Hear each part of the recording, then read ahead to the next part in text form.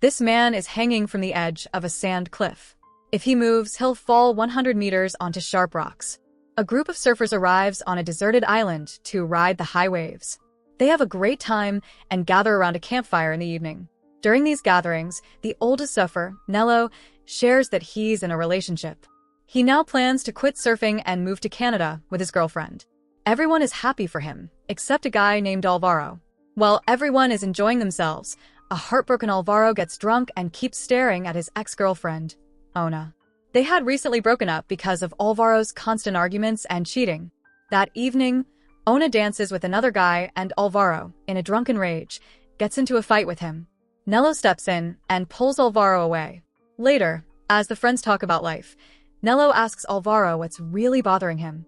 Álvaro admits that Nello has ruined their plans. They were supposed to surf around the world together and chase girls. But Nello thinks those plans are childish now. He's in love, and his girlfriend is expecting a baby. Still, Nello invites Álvaro to visit them in Canada now and then. But Álvaro isn't excited by the offer. He reveals that he already bought 2 tickets to a coastal city in Indonesia for the surfing trip. He even offers the tickets to Nello and his girlfriend. Nello is touched by the gesture, and the two friends almost reconcile. But deep down, Álvaro still feels betrayed by his friend's relationship. Afterward, Álvaro drives alone to the far side of the island. The next morning, he wakes up in his car with a terrible hangover.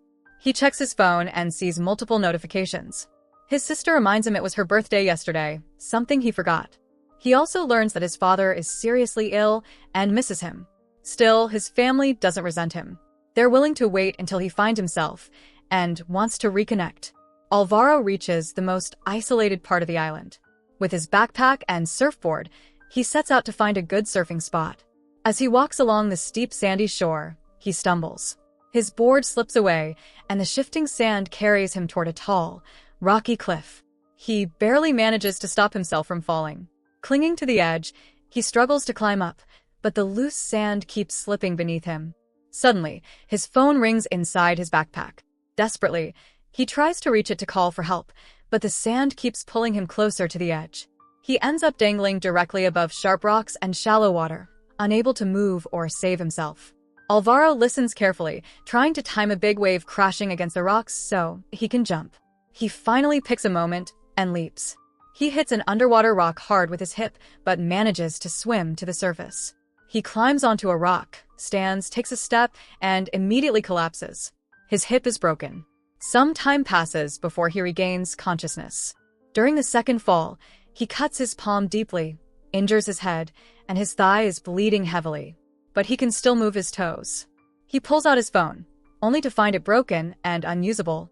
In desperation, he calls out for help, but there's no one around for miles. Wrapping his t-shirt around his bleeding hand, he weighs his options. In his condition, swimming back is nearly impossible, but it's his only choice. He slips into the water, barely able to move. Using one arm and one leg, he struggles to swim, but exhaustion sets in quickly. The internal bleeding causes sharp stomach cramps. He screams in pain and begins to sink. Álvaro can't fight anymore. He lets go, exhales the last of his breath, and sinks deeper into the water. He mentally says goodbye to everyone and asks for forgiveness for all his wrongdoings. At this moment, he starts to hallucinate. Álvaro imagines he's been rescued and returned to shore with Ona. She tells him the guy she danced with at the bonfire was just her gay friend, and that Álvaro humiliated her in front of everyone by starting a fight.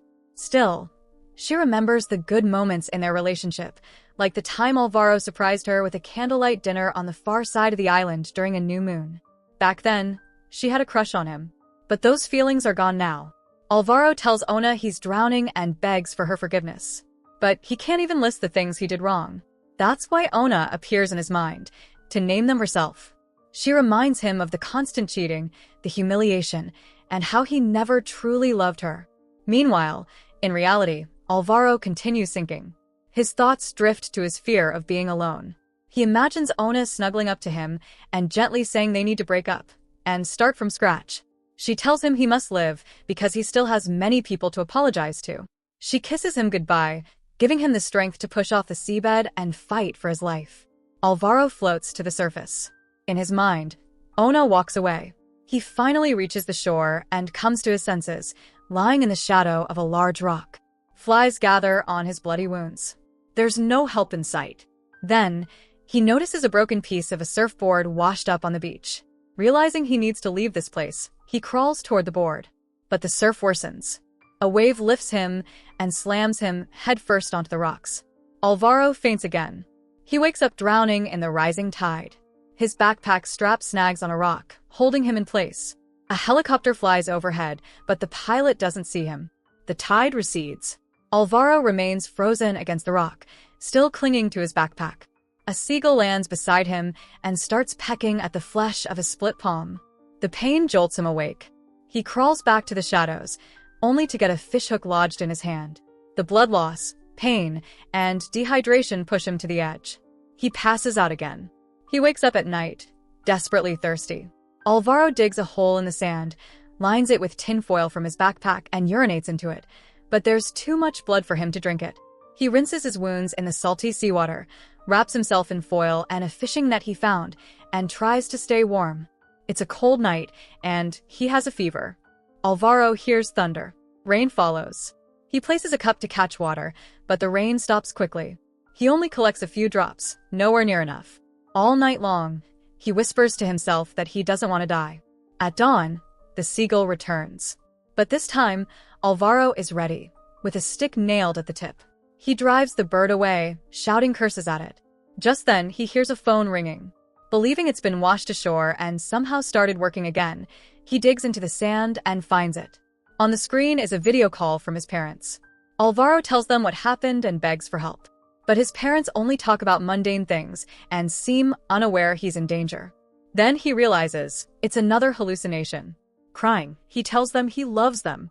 The illusion fades. He sees another wrecked surfboard nearby and manages to crawl to it. In his mind, his suffer friends are calling him into the water, cheering him on. It's as if he's standing on his feet again, running to catch a wave. He remembers how beautiful life was before the accident, his friends, the sea, the freedom. But in reality, Álvaro is still lying helplessly on the beach. He keeps whispering, "I don't want to die," like a mantra. He tells the circling seagulls he's still alive. Thinking of Ona, he gathers the last of his strength, climbs onto the broken board, and paddles out into the ocean. Ahead, he sees a boat. He can't tell if it's real or another mirage. Still, he keeps swimming, but his strength gives out. He sinks, losing his final hope. His last thoughts are of Ona. Then, suddenly, a boat passes overhead.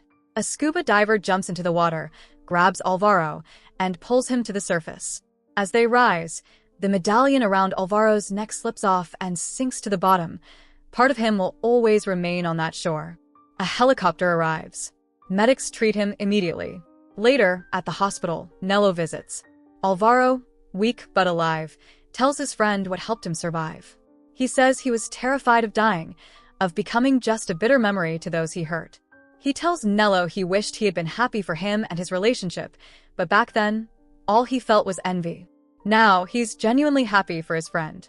Álvaro admits he doesn't want to be selfish anymore. He regrets not hugging his father for years, not telling him he loved him. He also realizes he never truly loved Ona. He just admired her logic and character. She was never really meant for him. Still, letting go of her hurts. But the most important thing Álvaro has learned is that he can be alone and survive. He finishes his story with tears in his eyes. Time passes. Álvaro gradually recovers in the hospital and chooses to begin a new life. One day, Ona comes to visit him.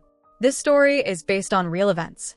A surfer named Álvaro Vizcaíno once went missing for 2 days and was eventually rescued, exhausted, from the sea, 2 kilometers off the shore. So that's it. Hope you enjoy the story. Subscribe and press the bell icon for more videos.